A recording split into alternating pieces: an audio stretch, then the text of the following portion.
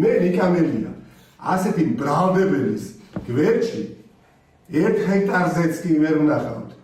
ვერასოდეს ერთ სივრცეში, ერთ ფიზიკურ გარემოში ასეთ ადამიანს. განსაზღვრელი სკამიდან ნიკამელია დღეს დაპირისპირებაში მიხეილ სააკაშვილთან შევიდა. დაპატიმრებულმა ოპოზიციონერმა ლიდერმა დაასახელა პოლიტიკოსი, ვინც ბიძინა ივანიშვილის მსგავსად მისთვის მიუღებელია და ვისთანაც თანამშრომლობას არ აპირებს.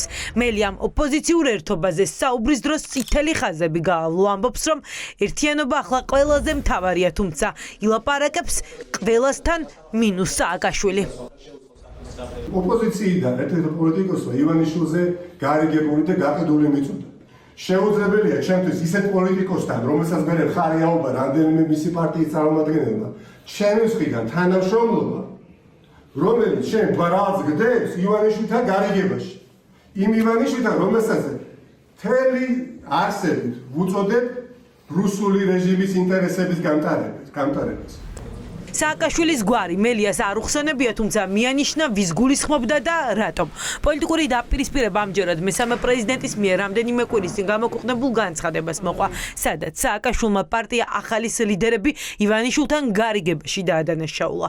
სოцქსელში სააკაშვილის სახელით დაიწერა, რომ მელიას წასვლა ნაციონალური მოძრაობიდან და ახალი ოპოზიციური ცენტრი შექმნა ივანიშვილის პროექტი იყო.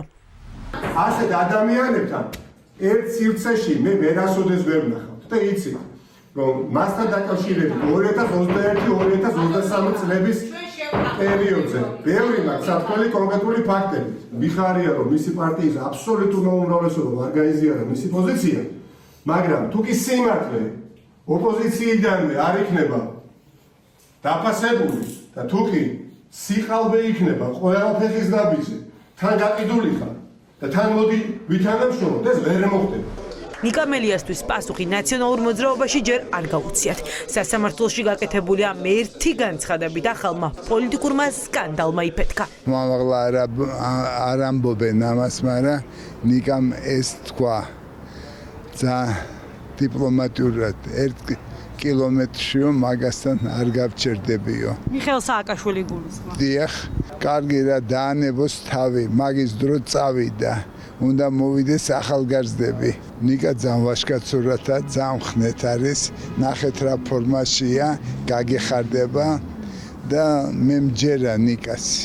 ნიკა გაიმარჯვებს. ნიკა კი არ გაიმარჯვებს, საქართველო გაიმარჯვებს. განსაზღვრელი სკამიდან დღეს ბრალდებულმა პოლიტიკოსმა მართველი პარტიის ოცნება პარტიების აკრძალვასთან დაკავშირებით ახალ შესაძლებლობა წარმოაჩინა. დარწმუნებული ვარ, რომ ნულიდან აშენდება პოლიტიკურობა ამ ქვეყანაში, რეალური ნამდვილი პოლიტიკურობა და გაცანტვერებიდან აღდგება რეალური პოლიტიკურობა. მანამდე კი მე ასე მიმაჩნია, რომ ჩვენ თავისუფალ ცურვაში უნდა გადავეშვათ ყველა პატრიოტი ქართველი და მაშინ როდესაც პარტიული პოლიტიკა დაბრუნდება, პარტიულობა დაბრუნდება, ბუნებრივია ყველა ადამიანი თავის თანამოაზრეს იპოვის.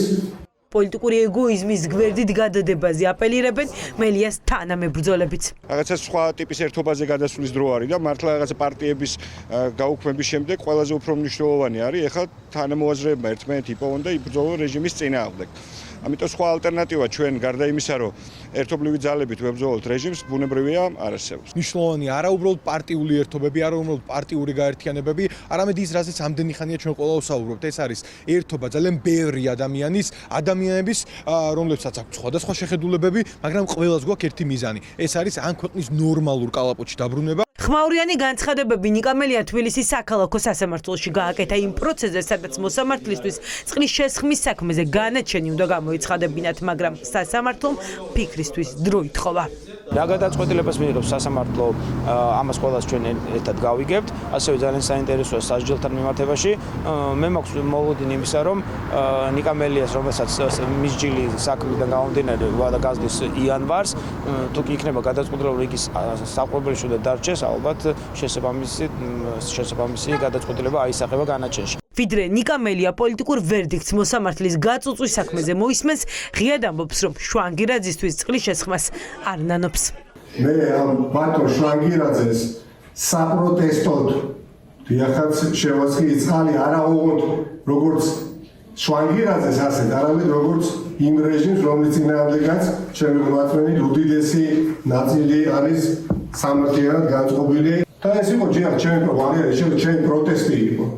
პროტესტი იყო, მით უმეტეს ეს ბატონი არის განთქმული საკუთარი უსამართლო გადაწყვეტილებებით. ყველაზე მინიმალური რაც შემეძლო იმ დღეს გამეკეთებია საკუთარი ღირსების დასაცავად, რომელიც საკუთარ თავსაც კი მირჩევნია, ისევე როგორც ბევრს, გავაკეთე ის, რაც გავაკეთე და იმ უღირსობას გავეცე მინიმალური პასუხი, რაც ჩემს ხელთ იმ დღეს არსებობდა. ისტორიამ აგვიკრძალა მარცხი და არ შეიძლება დაუმარცხდეთ. ამ სიტყვები დაასრულა დღეს განსაჯელი სკამი და მელიან პოლიტიკური განაცხადი.